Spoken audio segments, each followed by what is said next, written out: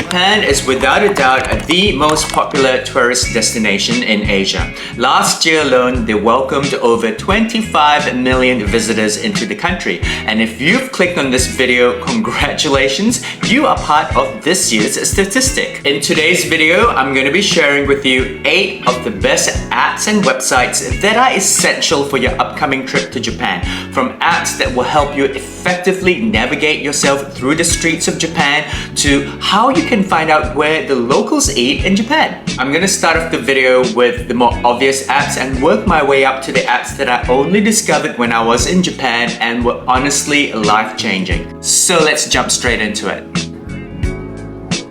First up, we have Google Translate, which is literally like a wand that you can wave over signs and restaurant menus to automatically translate Japanese to your desired language of choice. It was such a lifesaver. To be fair, a lot of the signage and restaurant menus that I saw in the more commercial areas had English readily available, but this Google Translate option was especially helpful when I was navigating through the smaller izakayas and bars where everything was in Japanese. The app was especially helpful on the few occasions that I decided to catch a cab.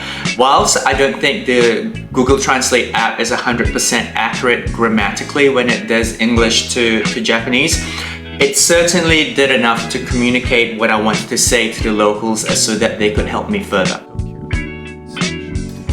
But that was not the only Google app that was helpful. I actually used Google Maps extensively in my recent travel to Tokyo, Japan. And I just want to preface this next section by saying that I love Japan, but the Tokyo subway system can be quite complicated. You most probably already know how to use Google Maps, but in this next section, I'm going to be teaching you how to use Google Maps to effectively navigate through the Tokyo subway system.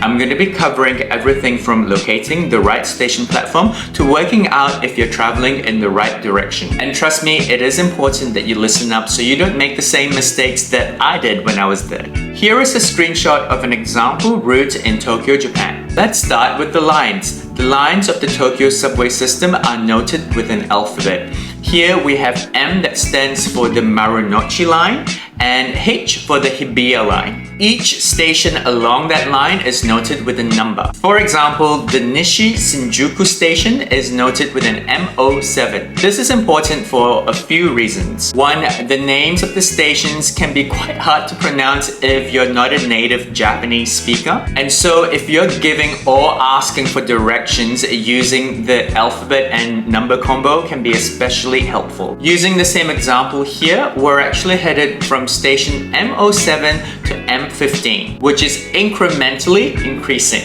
And this is helpful because it corresponds to this sign that you will commonly find at any platform. As you can see, it is showing MO7 to M25, which means I am traveling in the right direction. Additionally, finding the correct platform can be a bit overwhelming when you're at some of the biggest stations like Tokyo, Shibuya, and Shinjuku. To effectively find the correct platform, make sure you enter the station at the entry point recommended in the Google Map route. Easily locate the platform by looking out for signs that say, in this instance, Ikebukuro, because that indicates the platform that's headed to that particular area of Japan. Once you're on that platform, also double verify that you're on the correct platform by checking the platform number. Honestly, knowing all of this is going to save you so much grief. Oh, and also, if you happen to be catching a cab and have difficulty telling the cab driver where you want to go, simply enter in your destination and press this. I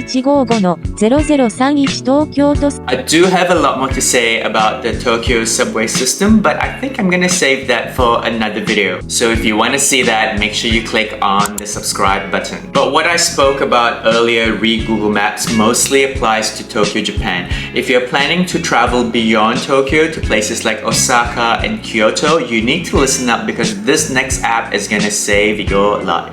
It's called the Japan Travel app, and yes, it's got some cool functions. Like on the homepage, you will see some exclusive promotions for people who are traveling in Japan.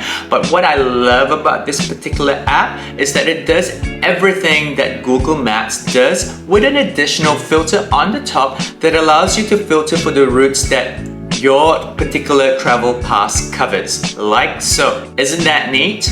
Speaking of travel passes, I was only in Tokyo, Japan this trip, so I didn't need a JR pass. However, I used a Suica card extensively. The Suica card is basically a Japan travel IC card, and if you have any Japan IC card, you may be wondering, how can I check my card balance while I'm on the go? Because normally you would only be able to check your balance by going to these machines at the train station or paying attention to the screen when you're scanning your card to enter the station. But if you're wondering what your card balance is while you're on the go, you need to download the Japan Card app. Place your IC card as directed under the phone and voila, that is your card balance. If you didn't know this, you are welcome. But I'm gonna now direct the conversation towards a very important website. The immigration lines to enter Japan can be quite long. It took me roughly about an hour to an hour and a half to clear immigration.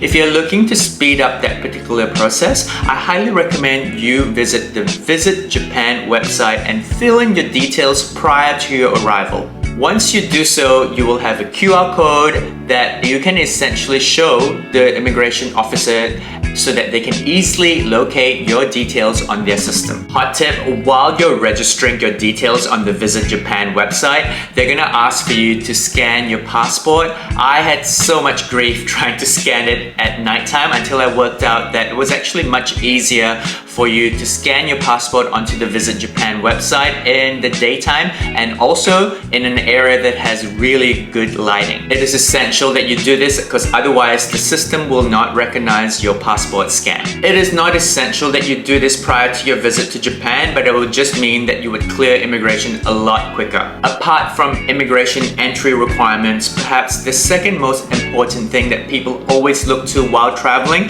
is mobile data connection. And it's something that is essential for you to sort out if you're traveling to, well, anywhere, but especially Japan. Well, you'll be interested to know that there are plenty of free Wi-Fi spots throughout Japan. However, all the free Wi-Fi spots will require for you to register prior to usage and can sometimes be quite tedious. This is where the Japan Wi-Fi Auto Connect app comes in.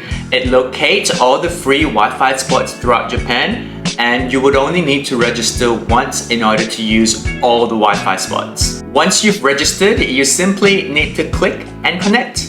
Having said that, the Wi-Fi connection can still be a bit patchy when you're on the go in Japan, and so if you're looking for a paying option, I highly recommend an eSIM. My usual go-to, as you would already know if this is not the first video of mine that you've watched, is ESim. It is basically an app that allows you to purchase mobile data before you arrive at your country of destination. As you can see, this particular app covers many countries in the world. I highly recommend you activate this before leaving your country of origin so that once you arrive in Japan, all you need to do is to turn on mobile data on your phone and you're set to go.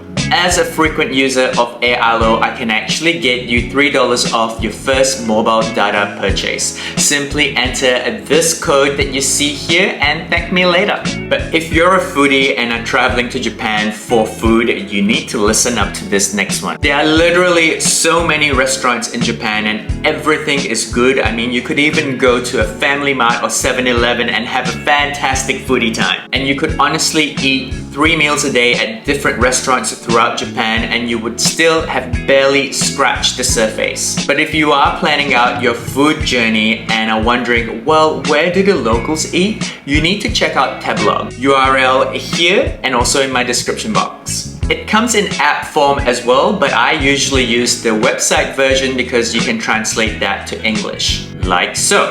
As you can see here, you can search by area of Japan, food type, if you're dining alone or with a group of people, etc. And it will show you the top restaurant spots in Japan as rated by the locals. So let's say I filter by Tokyo and then Shinjuku. As you can see here, I can then filter by type of food, price, reservation availability, and so forth. I honestly used Tabelog so much when I was traveling in Japan, as I was traveling alone and I couldn't eat a lot of food, so I wanted to make sure that what I did eat was the best there was to offer. And so if you didn't know about this, you are welcome. And there you have it, my friends, the 8 apps and websites that are essential for your upcoming Japan travels. If you found this video helpful and informative, don't forget to like the video and also subscribe, as I will be uploading plenty of Japan travel content in the upcoming weeks. Don't forget to also turn on that notification bell so that you will know the moment a new video drops. Also, don't hesitate to leave me a comment in the comment section, as I love hearing from you. And honestly, these videos take a lot of time to create, so it always makes my day when someone tells me that the information in my videos have helped them plan their upcoming travels. And if you got to this point of the video, I just want to thank you so much for your support. It really does mean everything. I do hope that you have a fantastic day ahead, or that you've already had a good day. And I will see you very soon in the next video, here, or here. Ciao!